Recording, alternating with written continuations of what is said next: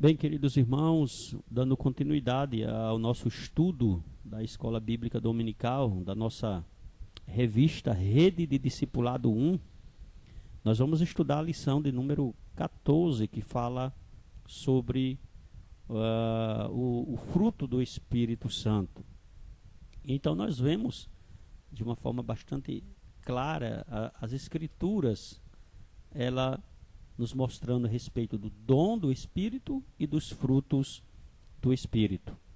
Pois bem, vamos ler dois versículos na carta de Paulo aos Gálatas, no capítulo 5, versículo de número 22 ao versículo de número 23, que é o texto base para esse estudo.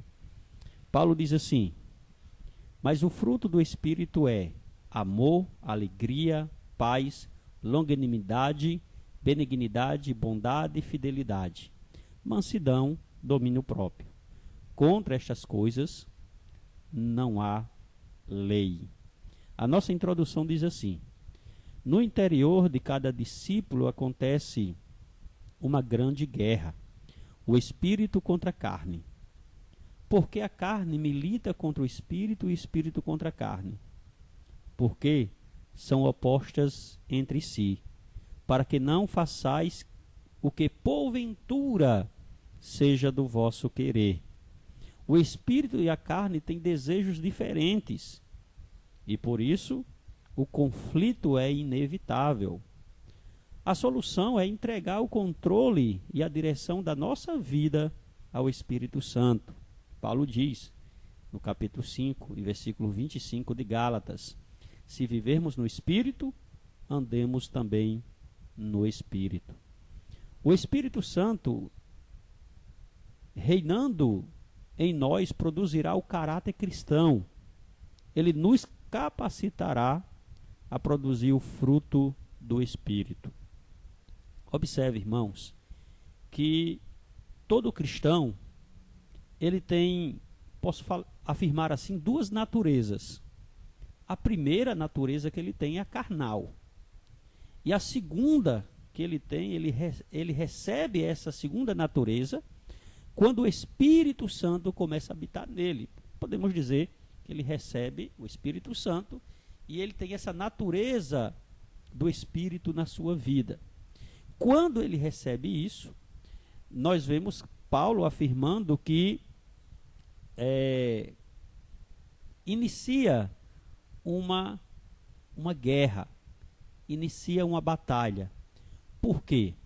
Porque a nossa natureza carnal, o desejo dela é a desobediência a Deus, enquanto a espiritual, ao qual o Espírito de Deus passa a habitar em nós, nós temos essa natureza, ou este dom, como a própria lição ensina, de obedecermos a Deus, de agradarmos a Deus, de rejeitarmos a idolatria, de rejeitarmos o adultério. Então, a nossa natureza carnal, ela tem essa tendência de fazermos o contrário do que o Espírito Santo coloca em nosso coração, em nossa vida. Então, Paulo diz assim: olha, se nós estamos vivendo no Espírito, e se o Espírito habita em nós, nós devemos andar também no Espírito. Devemos andar também no Espírito. Então essa é a luta constante, é a batalha constante de todo cristão. Todo cristão liberto, todo cristão que recebeu o dom do Espírito Santo, que recebeu o Espírito Santo, é essa batalha constante de não servir mais ao pecado, ou de não ser mais escravo do pecado, mas viver uma vida de obediência e santidade a Deus. Em primeiro lugar, a nossa lição fala assim: o que é o fruto do Espírito Santo? A Bíblia fala do dom do Espírito Santo, que é o presente da pessoa do Espírito Santo que passa a morar no cristão, quando ele é convertido, quando o Espírito convence o homem, e este homem, convencido pelo Espírito Santo, se humilha diante de Deus, confessa os seus pecados e o desejo do coração dele agora é renunciar ao pecado e obedecer a Deus. Isso nós vemos Pedro em Atos, capítulo de número 2, versículo de número 38. Pedro, ele respondendo a uma pergunta daqueles que ouviram o Evangelho e tiveram seus corações abalados, convencidos pelo Espírito Santo. O texto ele diz assim: respondeu Pedro: arrependei-vos, e cada um de vós sejam batizados em nome de Jesus Cristo para a remissão dos vossos pecados. E o que é que ele diz? E recebereis o dom do Espírito. Então, o que Pedro está falando aqui é que quando o Espírito Santo nos convence do nosso estado de pecado, o único caminho que nós temos é o arrependimento. O arrependimento. Quando há um arrependimento sincero, verdadeiro, movido pelo Espírito Santo, essa pessoa se humilha e ela recebe o dom do Espírito, que é a presença do Espírito. E vemos também lá em Atos 11, versículo de número 17, diz assim: pois se Deus lhes concedeu o mesmo dom que há em nós, outorgou quando cremos no Senhor Jesus, quem era eu para que pudesse resistir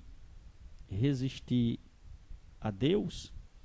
Então nós vemos que o Espírito Santo, ele nos convence de tal maneira que não temos possibilidade nenhuma, condições nenhuma de rejeitarmos o Espírito Santo, porque ele nos convence a tomarmos essa decisão e ele passa a habitar em nós, né? Então está aqui: pois se Deus lhes concedeu o mesmo dom que a nós nos ortogou, né? Está falando da presença do Espírito Santo, o dom do Espírito Santo na vida daqueles que se arrependem de uma vida de pecado, né?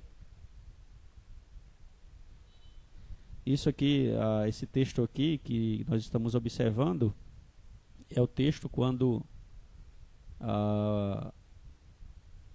Pedro é conduzido pelo Espírito Santo a pregar para os gentios. Certo? Pois bem, queridos irmãos, vamos observar aqui o segundo, ainda o primeiro ponto, aliás.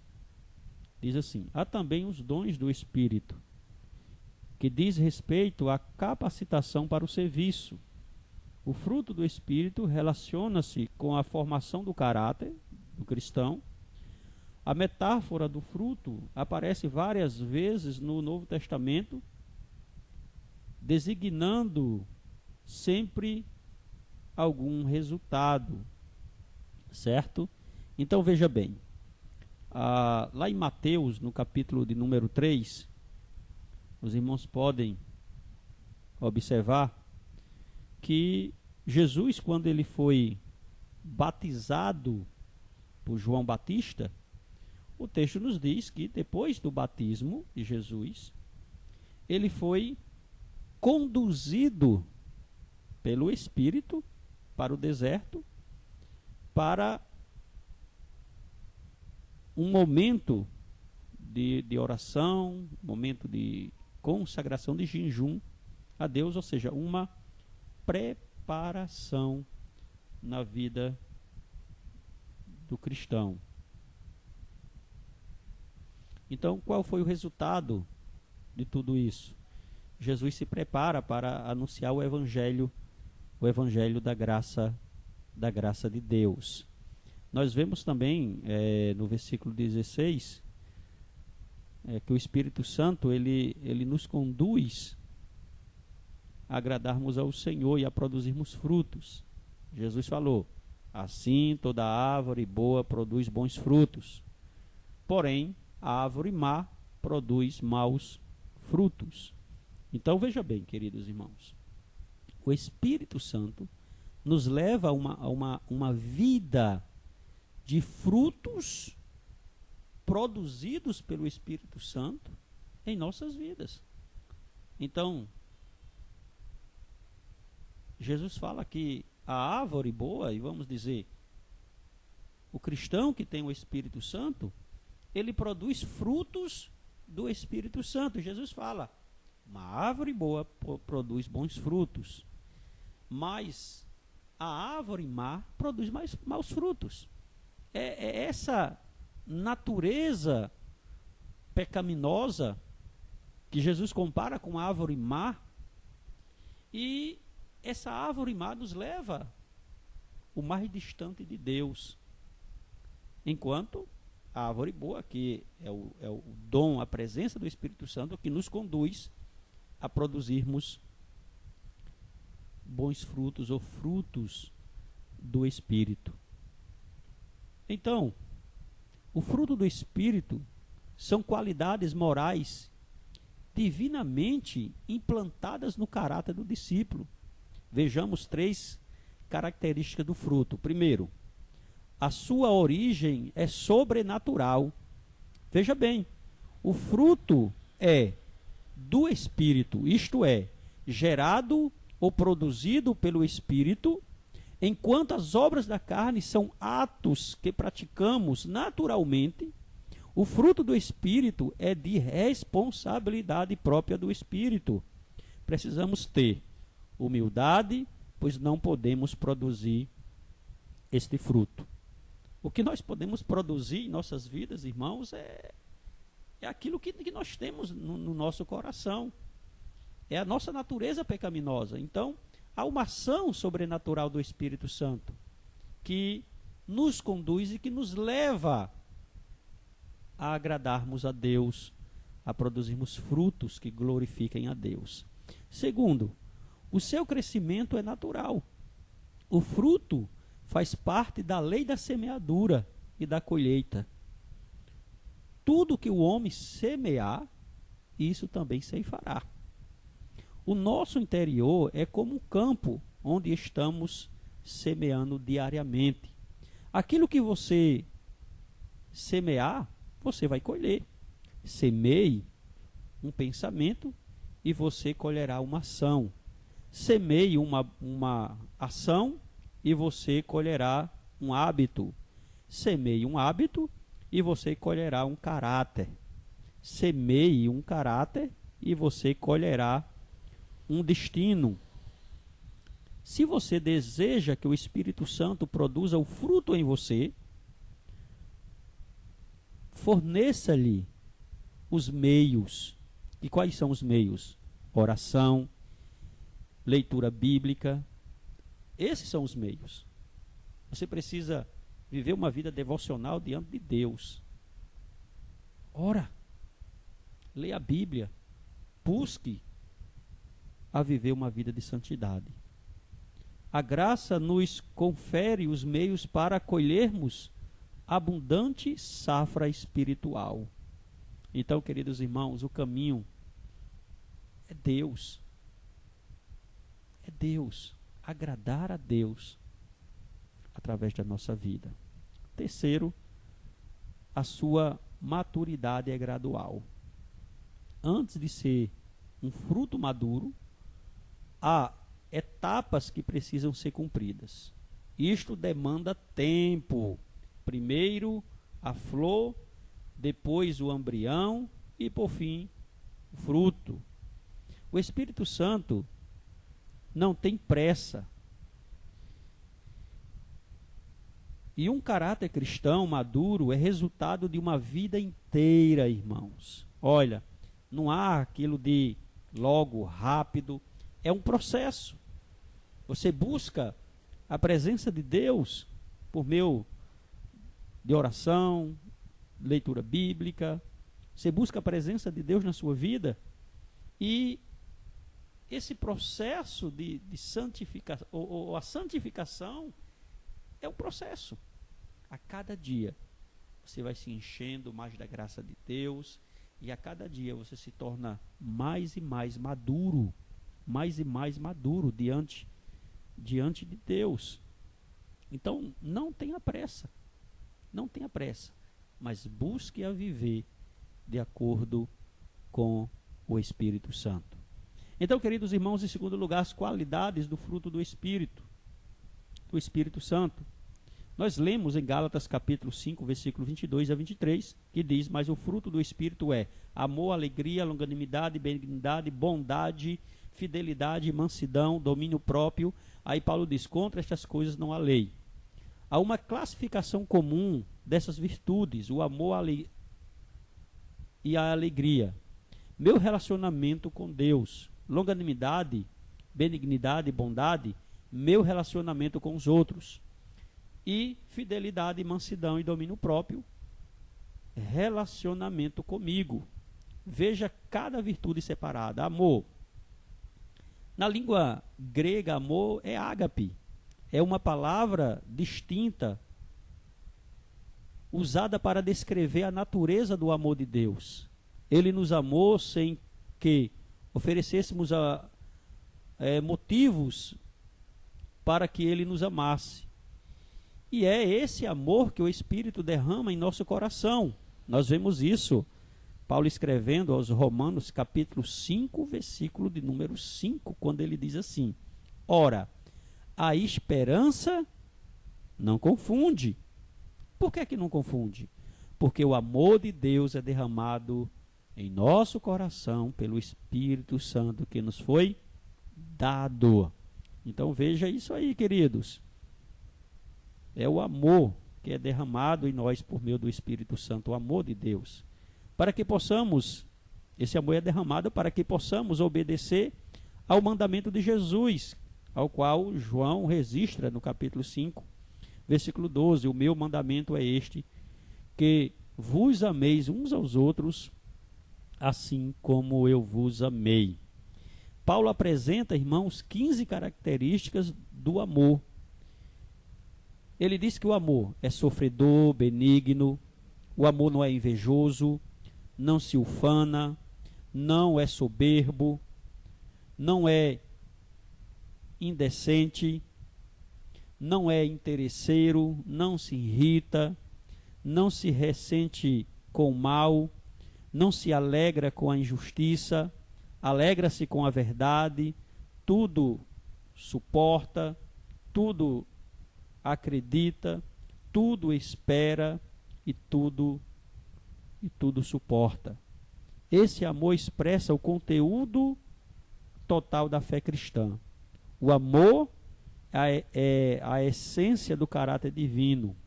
Deus é amor.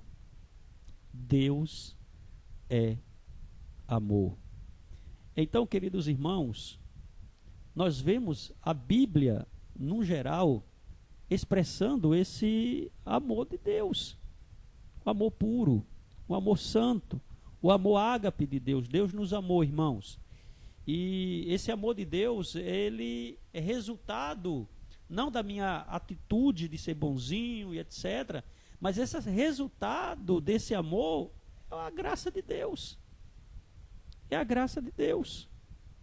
Então, queridos, que possamos abrir não somente os nossos olhos, a nossa mente, mas o nosso coração e passarmos a viver, irmãos, este amor. Abraçarmos este amor, a vivermos de acordo com este amor. Eu quero ler aqui um versículo em 1 João, capítulo de número 4, versículo de número 8, que diz assim: aquele que não ama, não conhece a Deus, pois Deus é amor. Pois Deus é amor. Vamos lá? Então nós vemos aqui a outra virtude que o apóstolo Paulo descreve. Ele diz alegria. Alegria é o gozo da graça, ou o otimismo santo. trata-se do bem-estar espiritual, resultado de uma corrente de relação com Deus. A fonte desta alegria é o Senhor, certo? Então nós temos algumas bases bíblicas aqui na nossa lição. Filipenses capítulo 3, versículo de número 1. Quanto ao mais, irmãos meus, alegrai-vos no Senhor. Alegrai-vos no Senhor. Então, devemos buscar esta alegria em Deus, que o Espírito produz em nossas vidas alegria. E Paulo, ele fala no capítulo seguinte, no capítulo 4, ele diz: alegrai-vos sempre no Senhor. Outra vez eu vos digo, alegrai-vos.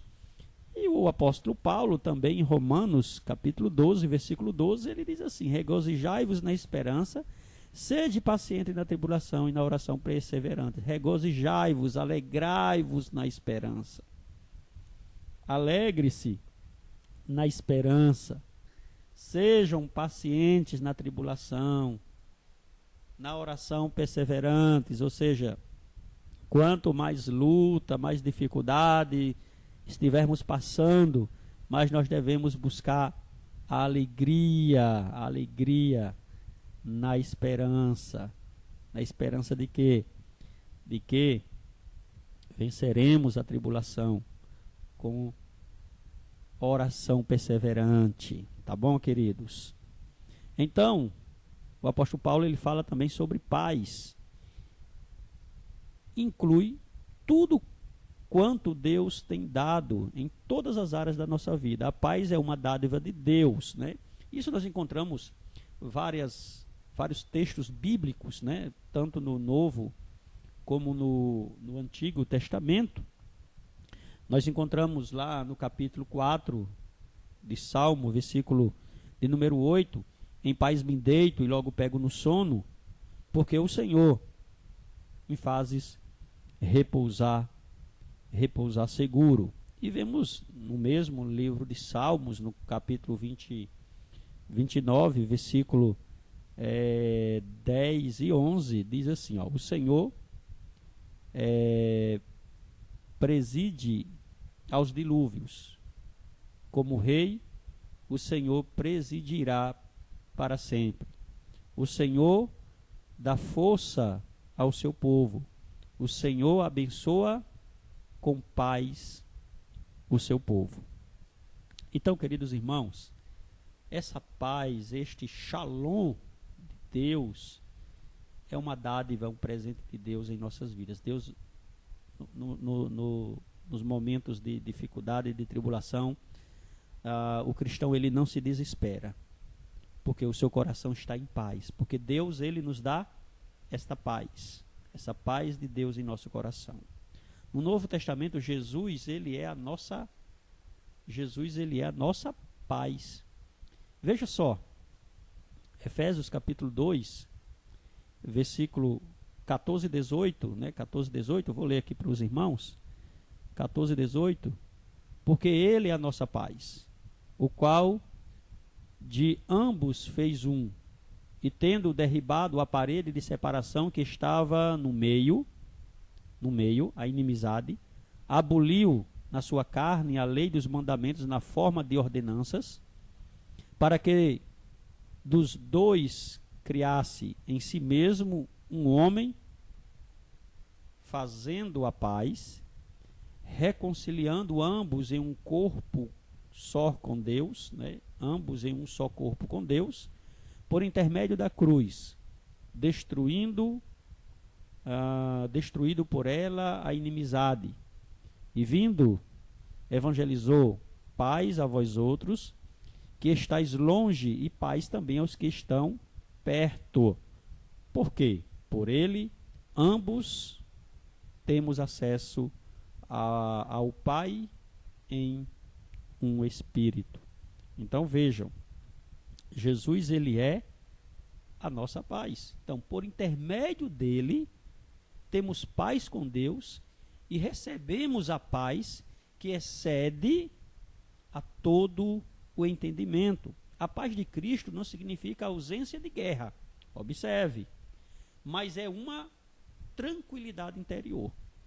É isso que eu falei antes. Você está passando por luta, você está atribulado, as coisas não estão bem, mas o seu coração está em paz. Por quê? Porque esta paz é Jesus. Então essa paz nos traz segurança. Segurança. E ela é uma dádiva sobrenatural e indestrutível.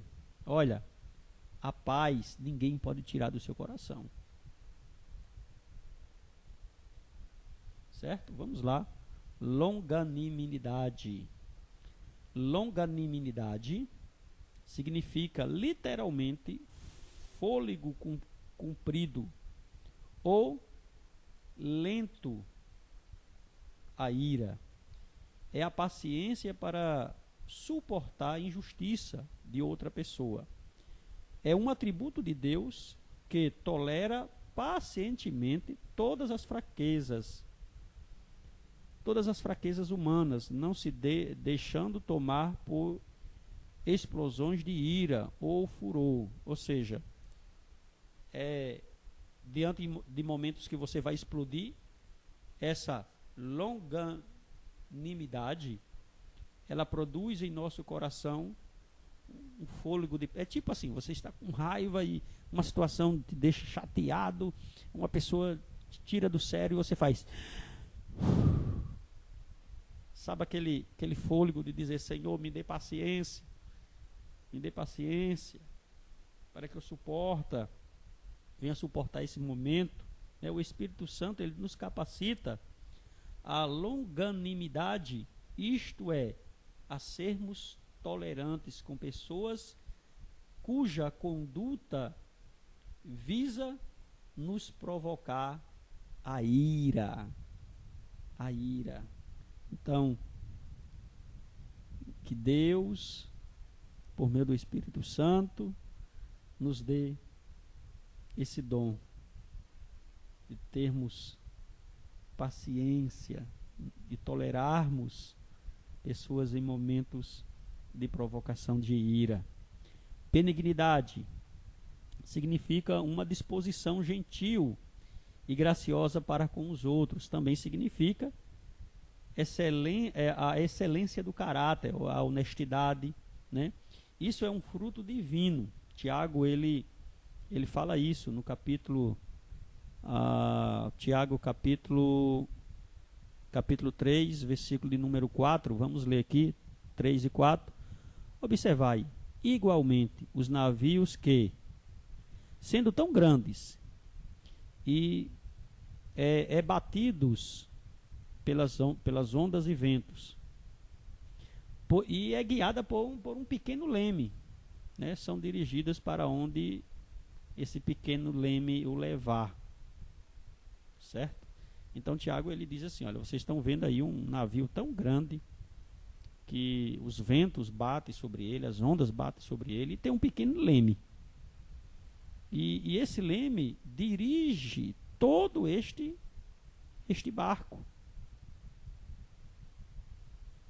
E esse leme dá a direção. Então, a benignidade, irmãos, é isso. É um atributo divino que nos conduz a uma vida de honestidade, a uma vida de um caráter excelente. Jesus Cristo é o nosso maior modelo de gentileza, pois sempre Jesus se mostrou gentil para os seus semelhantes. Como no caso da mulher que foi pegada em adultério, lá em João capítulo 8, né? Foi flagrada em adultério. Jesus, ele mostra amor, Jesus mostra perdão, Jesus mostra bondade em sua vida. Somente o Espírito Santo produz brandura em nossos corações. Então, bondade significa aquilo que é bom e útil. É a qualidade de generosidade e da ação gentil para com as outras pessoas. Uma pessoa é bondosa quando se dispõe a ajudar aqueles que estão em necessidade.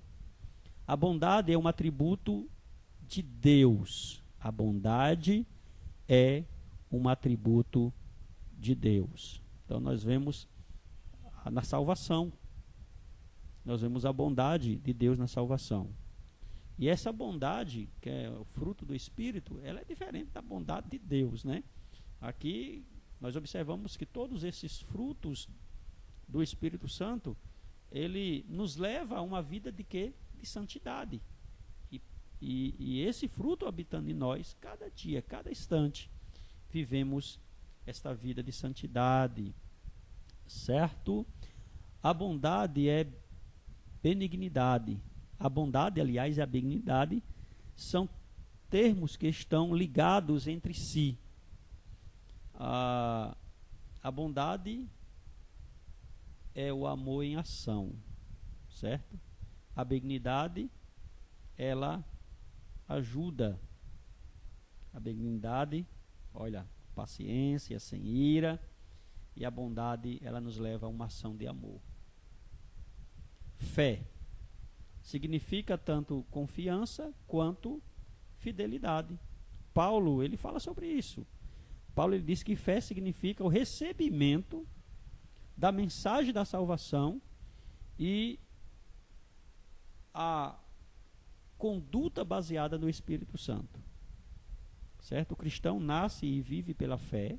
John Stott falou isso. Ele diz assim: fé é a confiabilidade que convida outras pessoas a confiarem em nós. E a fidelidade provoca a dignidade sólida de alguém que sempre cumpre suas promessas e termina o que começa. Certo? Então, queridos irmãos, que tenhamos uma fé sólida, uma fé bíblica, que o desejo do nosso coração seja a obediência à palavra de Deus, a fidelidade à palavra de Deus. Devemos caminhar com fé, não duvidando em nada, mas cumprindo fielmente, pela fé, o nosso papel, a nossa responsabilidade de servirmos a Deus. Terceiro, mansidão. Aliás, depois vamos falar sobre mansidão. Significa ser desprovido de soberba. Irmãos, o que nós vemos nos dias de hoje de pessoas soberbas não são pouca coisa não, viu? Principalmente no meio cristão. Igrejas que pastores se tornam tipo semideuses, que são intocáveis, que são soberbos, né? Cantores gospel soberbos. Nós vemos muito isso no nosso meio. E não é à toa que o apóstolo Paulo, conduzido pelo Espírito Santo, inspirado pelo Espírito Santo, nos fala a respeito desses dons. Então, uma pessoa mansa é uma pessoa desprovida de soberba, né? O termo era aplicado, a questão da mansidão, também para coisas, palavras, remédios, ações e sentimentos que acalmam e suavizam. A mansidão é o resultado da verdadeira humildade, que reconhece o valor do outro e se recusa a se considerar superior. É a virtude daqueles que herdarão a terra.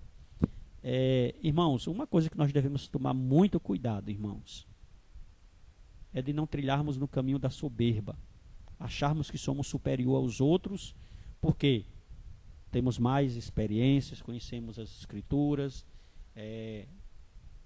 temos conhecimento de doutrinas, temos mais tempo de fé.